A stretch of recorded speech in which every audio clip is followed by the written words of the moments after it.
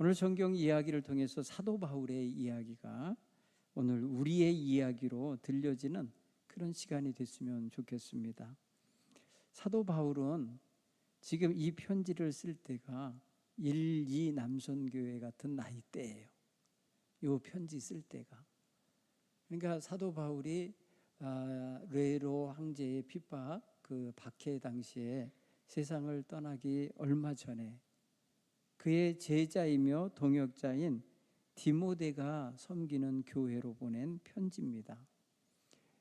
이것은 목회 서신에 분류가 됩니다.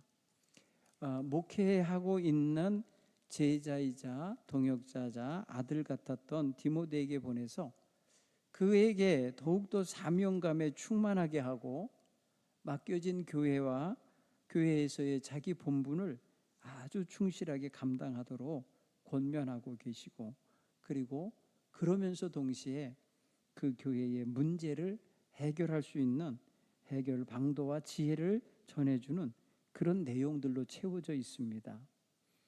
특별히 디모데는 젊은 일꾼이었습니다. 젊은 일꾼에게 지금 나이 드신 선배가 편지한 거예요.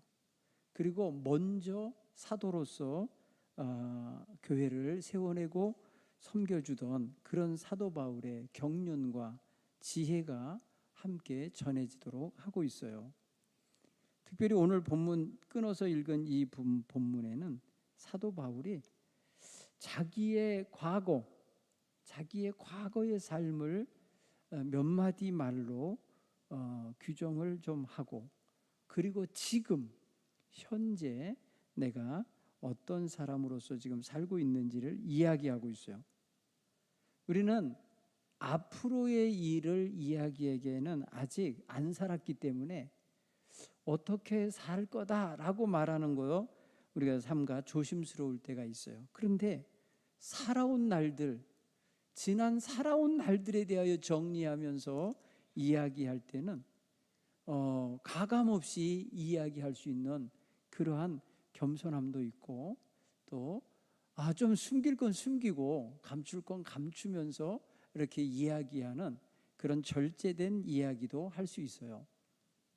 사도 바울은 오늘 지금 본문에서 자기의 과거 이야기를 하는데, 일부러 그런 건 아니겠지만은 자기에 대하여 아주 엄격한 그런 시각을 가지고 과거에 자기가 죄인이었다고, 비방하는 비방자였다고, 박해하던 박해자였다고, 그리고 폭행을 행하는 폭행자였다고 이거를 솔직하게 말하고 있어요. 여러분, 우리가 우리의 과거를 이야기할 때 저 형편없었습니다, 정말 문제 많았습니다, 정말 창피합니다, 지난 과거에 대해서 말하려면요 쥐구멍이 있으면 들어가고 싶어요, 이런 식으로 자기의 과거 지난날의 삶을 이렇게 솔직하게 이야기하는 그런 사람들 있어요. 좀 멋져 보여요, 그런 게. 왜냐하면 지금 그렇지 않으니까. 그 말하고 있는 지금도 그렇게 쥐구멍 찾을 만하게 살고 있지 않고, 지금 그렇게 사람들을 괴롭히고 폭행을 하면서 비방하면서 사는 사람이 아닌 것을 알기 때문에 과거 자기가 변화받기 전에, 과거 예수를 모르던 시절에 살았던 그거 솔직하게 이야기하는 거 좀 좋게 들리더라고, 오히려.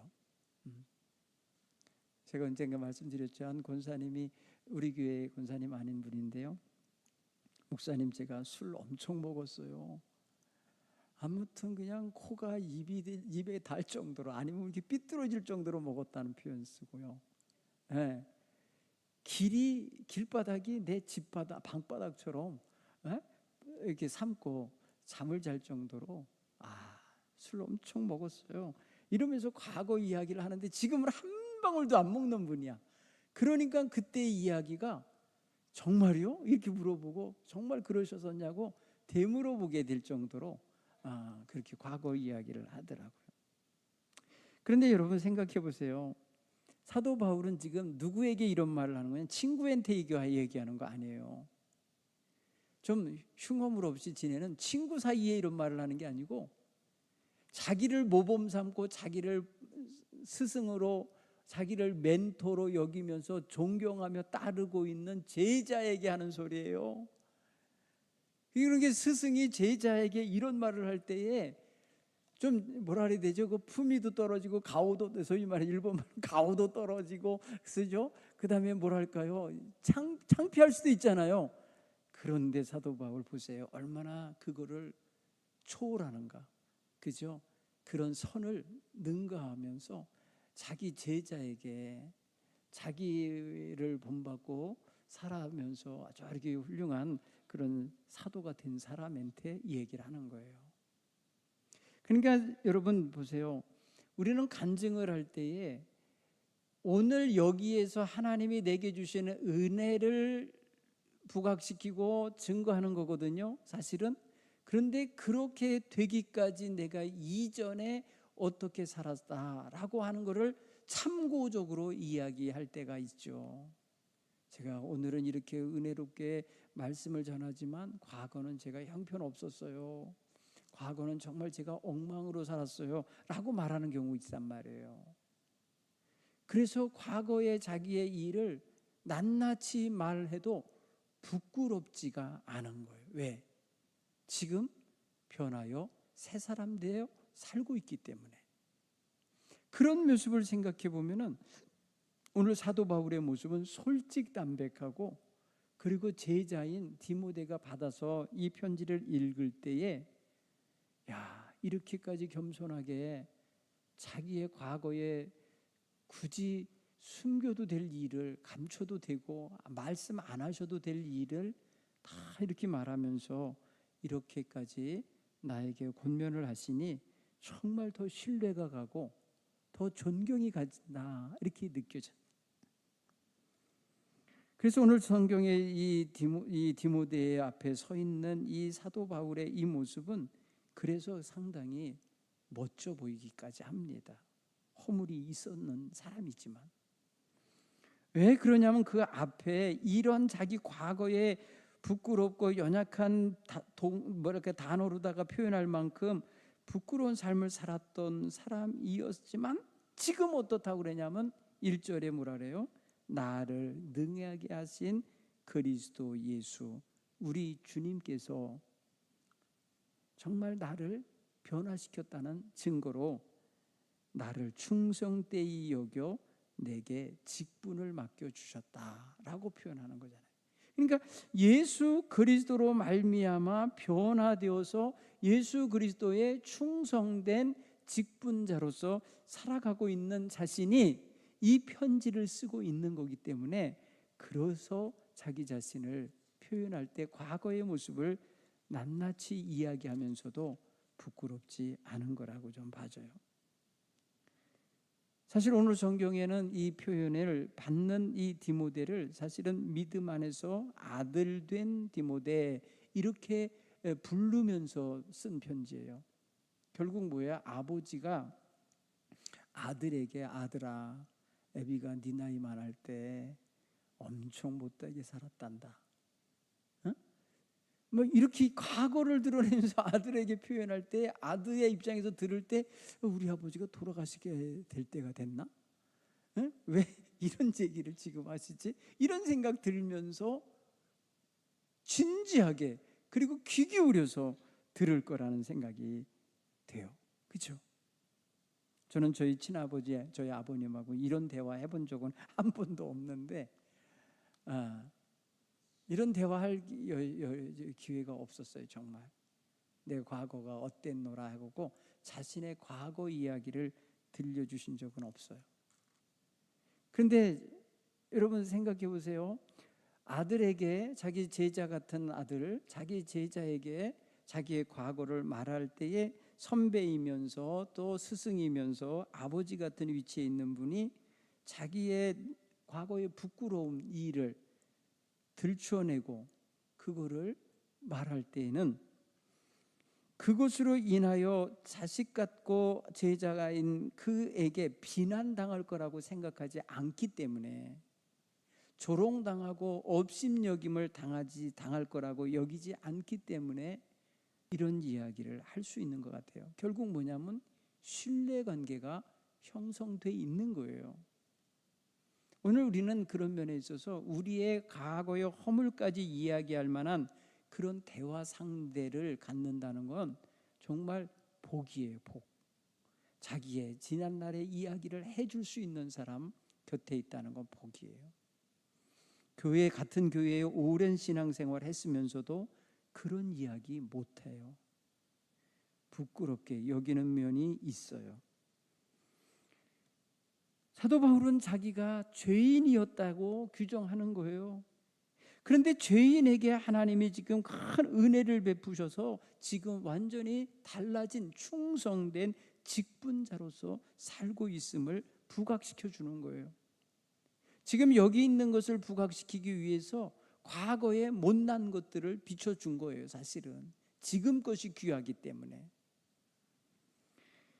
그래서 그는 자신이 죄인인데도 뭐라고 표현하냐면 죄인 중에 으뜸 가는 죄인, 죄인 중에 최고 가는 죄인. 그냥 그렇잖아요. 어느 교도소에도 가면 말이에요, 최고 이렇게 악질이 있는 독방이 있답니다. 독방.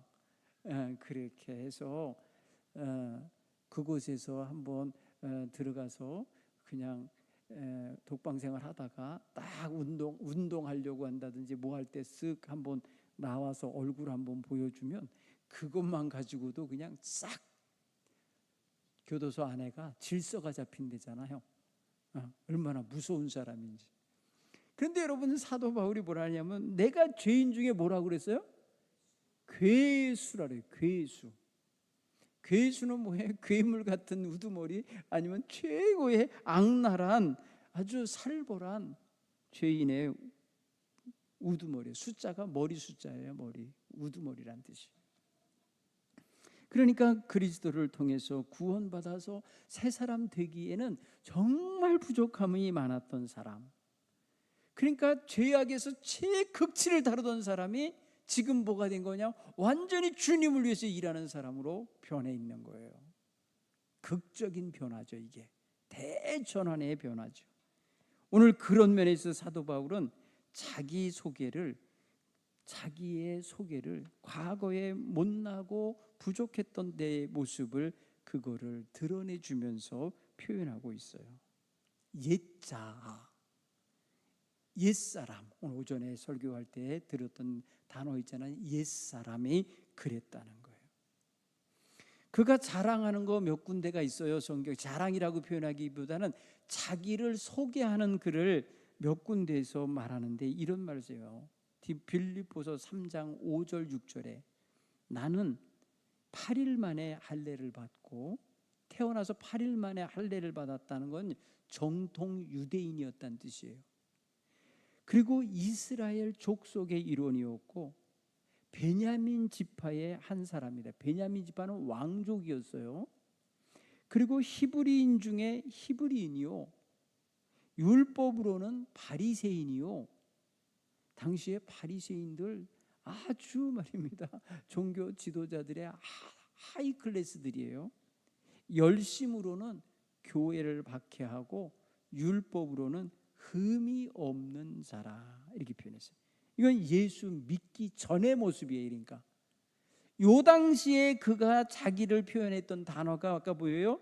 비방자요, 박해자요, 폭행자요, 죄인이요, 죄인의 괴수라 라고 말하던 시절에 가지고 있었던 경력인 거예요. 이게 요 시절에 그는요, 율법의 의로는 흠이 없는 자고 교회를 열심히 박해하던 자였고, 율법에 있어서는 정통 유대인 중에 유대인인 바리새인이었고 라고 하는 이 단어들 속에서 이러한 죄를 저지르는 사람이 되어 있었던 거예요. 자기가. 그러니까 보면은 당시에 최고의 문화요, 최고의 기준이요, 최고의 사람들이 부러워하는 그런 신분에 있었던 사람인데, 결국에는 그가 나타낸 삶의 모습은 비방자, 박해자, 폭행자, 살인자, 죄인 중에 괴수, 이런 단어가 나오는 삶을 산 거예요.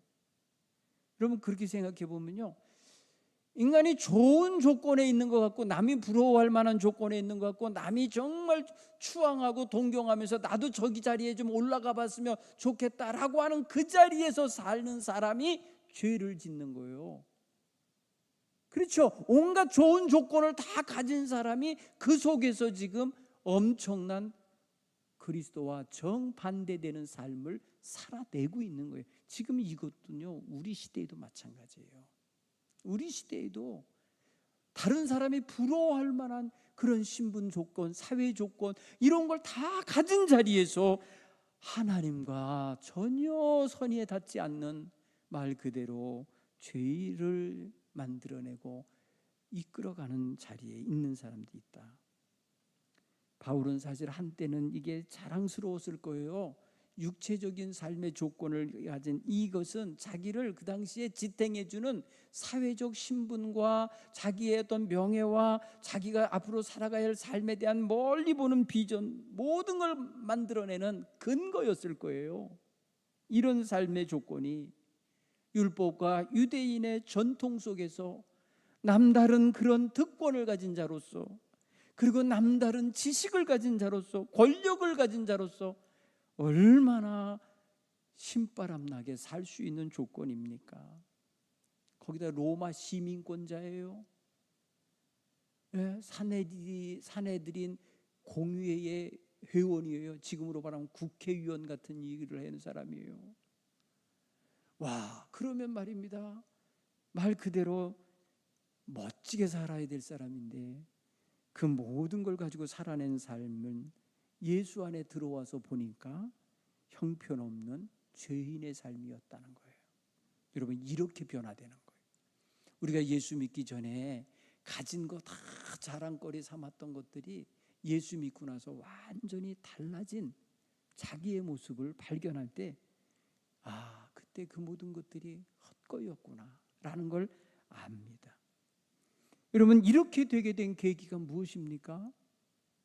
사도 바울이 자기 인생을 이렇게 정의를 내리고 이렇게 자기의 정체성의 변화를 맞게 된 전환점이 무엇이냐는 거예요.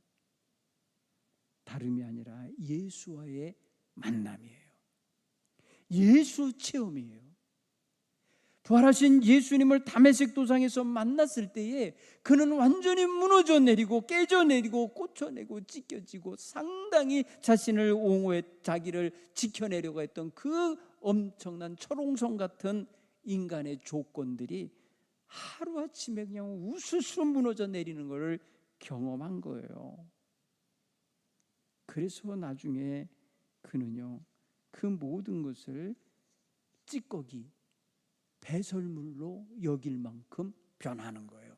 지금 인간적인 조건을 가지고 모든 사람이 동경하고 올라가고 싶고 가지고 싶고 취하고 싶고 거기에서 함께 소속되어 살고 싶어하는 그런 모든 조건들이 예수를 믿고 자신이 죄인 중에 죄인이었음을 깨닫고 회개하면서 가치관이 변하면서 정체성이 새로워지는데, 그 예전 것들은 다 버려도 되는, 아주 깨끗하게 잊혀져도 되는 아깝지 않은 배설물로 여기게 되는 거예요. 여기 굉장히 중요한 가치관이죠. 네. 여러분, 이것이 바로 이 사람이 예수 만나면서 정체성이 전환되면서 내가 누군지, 내가 어떻게 살아온 사람인지, 그리고 앞으로 어떻게 살아가야만 할 사람인지를 발견해낸 거예요. 여러분, 우리 성도들에게는 이런 변화, 이런 주님 만난 깨달음 속에서의 정체성 변화가 있어야 할 줄 믿습니다. 복음 안에서 새로운 자아가 형성된 겁니다. 복음 안에서 이제 새 사람이 된 거예요. 그래서 그는 감히 말하는 거예요. 고린도 교인들에게 말하기를, 누구든지 그리스도 안에 있으면 새로운 피조물이라, 이전 것은 지나갔으니 보라 새 것이 되었도다 라고 하면서 새롭게 된 거, 자기 자신이 샘플인 거예요. 자기 자신이 그 증거물인 거예요. 자기 자신이 바로 거기에 대한 대안으로 내놓을 수 있는 사람이 된 거예요. 그 갈라디아서 2장 20절에 그래서 내가 그리스도와 함께 십자가에 못 박혔나니 그런즉 이제 내가 사는 것이 아니요 내 안에 그리스도가 사시는 것이라. 그리스도가 사는 거예요.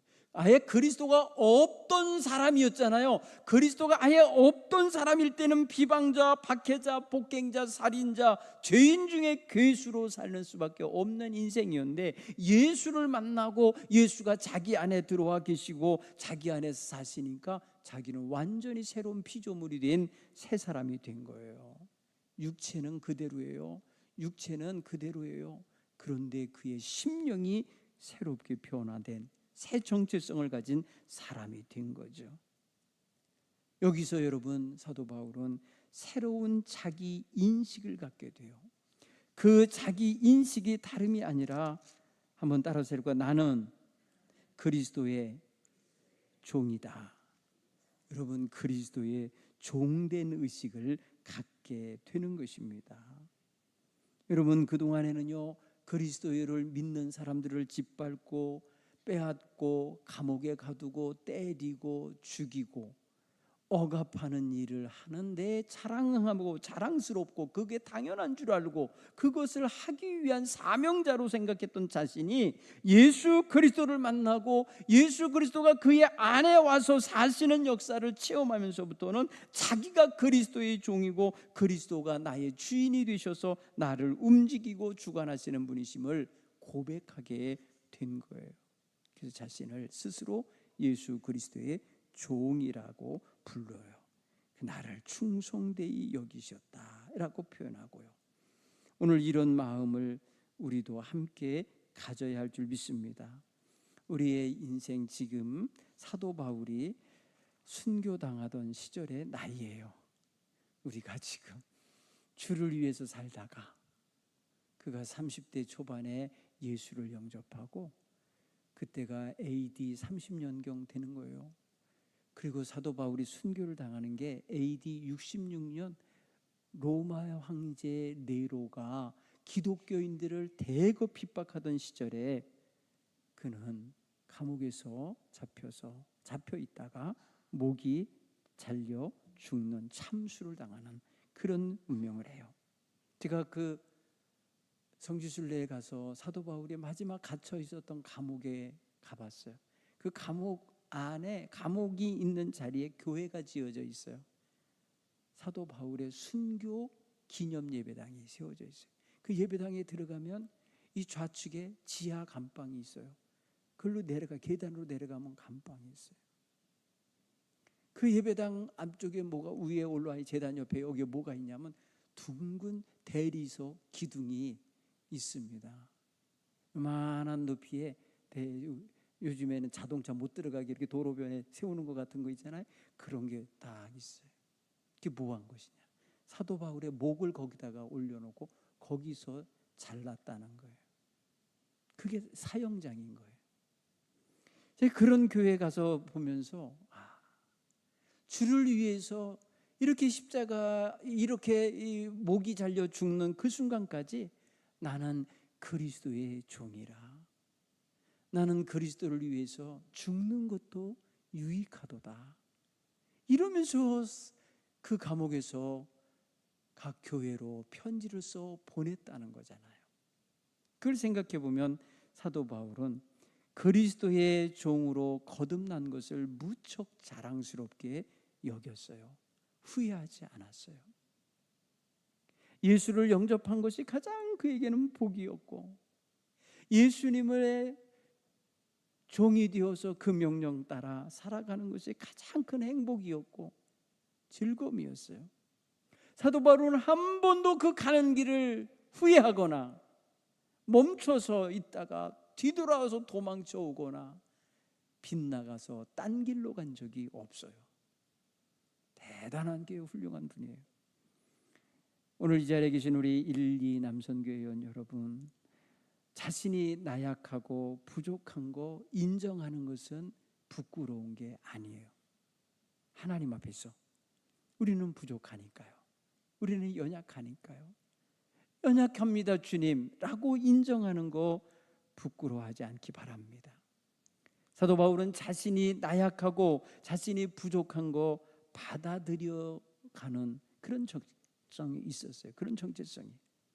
고린도후서 12장 9절에 보면 나의 능력이 약한 데서 온전하여 짐이라 하신지라. 그러므로 도리어 크게 기뻐함은 내가 여러 약한 것들에 대하여 자랑하리니. 이런 표현을 썼어요. 자신의 연약하고 부족한 것을 극복하면서 주의 일을 했던 것이 얼마나 주의 은혜 없이는 살 수 없었던 시간인지 드러나는 증거예요. 그러니까 우리가 완벽해서 주의 일에 쓰임받았다 그러면 교만해질 거예요. 그런데 나같이 부족하고 나같이 허물 많고 나같이 나약한 자를 하나님 들어 쓰신다니 너무나 감사합니다 하면 겸손해지죠. 그렇죠? 사도 바울은 눈에 안질이 있었다고 그래요. 예. 그리고 말도 잘 못하는 어눌함도 있었다고 그래요. 그런데도 불구하고 하나님이 그를 들어 쓰시고 약함이 많은 사람이었음에도 불구하고 하나님이 그 약함 속에서 온전함을 덧입혀 주셨다는 거 아니에요. 그게 뭐예요? 자기 아픈 이것 때문에 하나님께 간절히 3번을 기도했다 그랬어요. 그때마다 하나님 뭐라 하느냐면 조카도다. 내 은혜가 내게 조카도다. 내 은혜가 내게 조카도다 하시면서 주신 말씀이 이 연약함 속에서 네가 오히려 더 온전하여지느니라라고 말한 거였거든요. 여러분, 우리가 부족한 거 있을 때가 은혜 받을 수 있는 자리라는 걸 믿으시기 바랍니다. 부족해도 은혜 받을 수 있는 자리예요. 그게 내가 약하여도 그 약함이 도리어 하나님의 강함과 연결될 수 있는 자리가 되는 거예요. 그러니 하나님에게 우리의 연약함을 그대로 드러내는 거에 부끄러워하지 말고 다가가셔서 고백하실 수 있기를 간절히 축원합니다. 사도 바울은 자기의 정체성에 있어서 자기는 죄인 중에 괴수라고 말했던 자가 이제는 뭐했느냐면 내가 사명을 받은 자요 긍휼히 여김을 받아서 복음을 전하는 충성된 직분자라는 전환된 정체성을 갖고 있다는 거예요. 이전에 가졌던 모습을 보면 죄인이고 죄인의 괴수이고 그래서 어디다 내놓을 카드도 없는 그런 부끄러운 자인데 하나님의 은혜로 하나님의 긍휼히 여기시고 그 은혜로 말미암아서 내가 지금 충성되의 여김을 인정받고 하나님께 직분을 받았다는 거예요. 여러분, 우리는 다 지금 이런 인정을 받고 여기 있음을 믿으시기 바랍니다. 뭐가 잘났다고 하나님이 쓰실까? 아니에요. 부족하니까 쓰시는 거예요. 내가 이 부족하여도 너를 통하여서 내 능력을 나타낼 수 있으니까 하나님이 쓰시는 거예요. 우리가 그렇게 믿고 하나님 손에 붙들림 받은 이 부직갱이 같은 인생들임을 믿으시기를 바랍니다. 대단히 해서가 아니에요. 부족한데도 하나님의 능력의 손에 붙들려 있으니까 쓰여지는 거예요. 그러니까 사명도 감당할 수 있는 거예요. 우리가 대단해서가 아닌 거라고요. 그러니 우리가 무슨 일이든지 부족해서 못해요 이러면서 사양만 하면 안 돼요. 여선교회 남성교회 직분 맡기려고 하려고 그럴 때 나 부족해서 못해요. 겸손이기도 하지만 하나님의 능력을 체험하고 싶지 않은 거예요. 그러면 아셨죠? 부족해도 하나님이 도와주실 것을 믿고 옆에 있는 성도들이 도와주실 것을 믿고 감당하겠습니다 이러면서 맡으실 수 있는 이런 모습들을 갖게 되길 간절히 축원합니다. 그리고 우리도 사실 하나님 앞에서 까놓고 보면 죄인 중에 괴수야, 나도 정말 창피해 죽겠어 이렇게 할 만한 거 있잖아요. 부끄러운 거 있으니까 그거 우리 다 하나님 앞에 와서 숨길 필요 없어요. 아시는데 내가 아무리 포장해도 아시고 아무리 내가 안 그런 척해도 다 속에 있는 거 아시는데 하나님 앞에 인정하는 거예요. 뭐든지 인정할 때, 시인할 때 제일 편해지는 거예요. 시인하고 들어가는데 내가 약합니다라고 그냥 주머니 까는 다 열어내는데 뭘 숨길 게 있어요. 하나님 저 이거밖에 없어요 라고 하는 것이잖아요. 그게 바로 좋은 거다 이거예요. 자, 이제 우리는 우리 인식을 해야 돼요. 따라서 우리가 복음 안에서 자기를 발견하자. 우리는 주님 앞에서 발견돼야 돼요. 주님의 복음 안에서 발견돼야 되는데 나도 형편없는 바울과 같이 그런 죄인이고 정말 허물 많은 연약한 자입니다를 발견하고 그 발견된 내가 주님의 보혈에 젖어지고 그 젖어진 내가 그 안에서 하나님의 주시는 새 피조물로서의 위치를 확보하게 된다는 사실, 이것이 온전히 우리가 주님 안에서 발견되어져야 할 자기 새로운 인식이에요. 자기 인식을 새롭게 하셔야 돼요. 그러니까 내가 지금까지 어떤 삶을 살아왔나 경력을 따져가지고 그 위치에 쓰려고 하면 안 돼요. 그거 다 버려야 돼요. 지난날의 것들은 다 내려놓고 버리고 그거 신경 쓰지 말고 지금 주님께서 나를 새롭게 하셨다.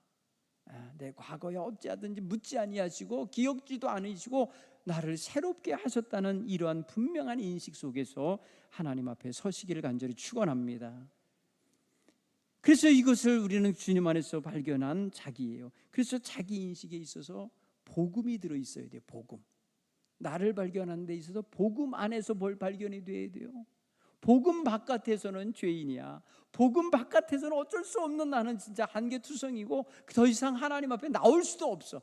그런데 복음 안에서 있기 때문에 내가 은혜 받은 자요, 내가 사랑받는 자요, 내가 구원받은 자요, 내가 사명받은 자요, 내가 새 사람 된 자요, 이런 말들이 소통이 되는 거예요. 이런 말들이 성립이 되는 거예요. 이 발견이 있기를 간절히 축원합니다. 그래서 예수 안에서 구원받았습니다. 예수 안에서 변화받았습니다. 예수 안에서 새로운 피조물 되었습니다. 예수 안에서 나는 사명을 받았습니다. 이렇게 나아가셔야 되는 거예요. 오늘 우리 1, 2 남선교회뿐 아니라 오늘 오후 예배에 참여한 여러분 모두 예수님 안에 있는 것이 행복이고 예수님 안에 있는 것이 우리의 새롭게 거듭나는 놀라운 특권인 것을 믿으시기를 간절히 축원합니다. 마지막으로 우리 함께 마음속에 품는 예수 안에서 따세요. 예수 안에서 나는 걸작품이다. 하나님의 걸작이 된 거예요. 누구 하나 똑같은 게 없어요. 걸작인 거예요. 제가 어제 세상에 이런 일이라고 하는 게 옛날 프로인지 지금 진행되는 건지 모르고 집사람이 좀 보라고 그래서 봤는데, 이 정신적으로 문제가 있는 아이가 그 무슨 뭐예요? 뭐 지적 장애인가 뭐가 있는 애인데 아주 그림을 그리는데 얼마나 잘 그리지 몰라요. 모든 세계의 이야기, 세상 이야기를 조그만 자기가 만드는 캐릭터 있잖아요. 만화 캐릭터, 로봇 캐릭터로다가 세상을 다 그리는 거예요. 다 그려요. 뭐 연필로 뭐 지웠다 다리 하고 그러는 게 아니에요. 얘는 그냥 네임펜 있잖아요. 그 까만 거 한번 그지면 지워지지도 않는 펜, 그걸로다가 그림을 그리는데 와, 너무 잘 그리는 거예요. 모든 그림이 작품인 거예요. 모든 그림 작품이에요. 그 많은 작은 로봇들로 세상을 만들어내는 거예요. 그리고 거기에 커다란 로봇 하나를 그려내고 딱 그 위에다가 색칠해갖고 딱 하니까 명작품이라는 거예요. 이 큰 게 뭐냐, 이 큰 작품, 이게 커다란 로봇, 이게 뭐냐 그랬더니 자기래, 자기. 나래, 나. 와, 그걸 보면서 이 아이가 자기 인식이 있구나. 그러니까 자기를 표현하는 표현력이 있는데 로봇으로 표현을 해놓은 거예요. 그런데 뭐라 그러는 줄 아세요? 나 외로워요. 자폐가 있고 이러니까요, 친구가 없어요. 자기 곁에 친구가 없어요. 그러면서 자기의 꿈을 그려냈는데 뭘 그렸냐면 짝을 그렸어요. 짝. 네? 다른 로봇 짝을 그려서 자기랑 같이 손잡고 다른 많은 로봇들이 쳐다보는 그 바라보고 있는 그 눈길에 그 도로가 이렇게 길이 있는데 그 길로 걸어가고 있는 그림을 그렸어요. 이 아이가 자폐증이 있어서 딴 사람하고 소통을 못하는데 그림으로 자기 속을 표현한 거예요. 와, 그걸 보면서 이 아이가 외롭구나. 이 아이가 굉장히 사회와 소통하고 싶어 하는구나. 그리고 누군가가 곁에 있어줬으면 좋겠구나를 바라고 있구나를 알았어요. 걔는 엄마가 걔 지능이 5살이래요. 나이는 지금 30살은 돼 보이는데 5살 지능이라는 거예요. 여러분, 저는 그걸 보면서 그런 생각이 들어요. 사람은 자기 인식이 생기기만 하면 자기를 부각시키고 자기를 통하여서 세상이 자기가 중심이 되어서 세상을 이끌고 싶고 자기 곁에 많은 사람들이 함께 있어주면 좋겠고 하는 이런 세계가 형성된다는 걸 알았어요. 여러분, 우리는 성인이에요. 정상인들이에요. 여러분, 우리는 다 주님 안에서 새로 지음받은 사람들이에요. 새로운 피조물들이란 말이죠. 하나님이 우리를 얼마나 중요한 캐릭터로 만들어놨는지, 하나님이 우리를 얼마나 세상과 비교할 수 없는, 다른 것과 비교할 수 없는 모습으로 지어놨다는 사실을 인식하셔야 돼요. 나는 왜 이 모양 이 꼴인가 이렇게 보시면 안 돼요. 하나님의 걸작품인들이라는 것을 항시 깨닫고 살아가기를 바랍니다. 에베소서 2장 10절, 우리는 그가 만드신 바라 그리스도 예수 안에서 선한 일을 위하여 지으심을 받은 자니, 이렇게 말했어요. 우리는 그리스도 안에서 선한 일을 하도록 지음받은 하나님의 작품들이에요. 그러니 오늘 우리가 구원받고 예수 그리스도 안에서 선한 일을 하며 살아가는 게 우리의 삶의 의미가 되어야 되고 목적이 되어야 되고 방향이 되어야 할 줄로 믿습니다.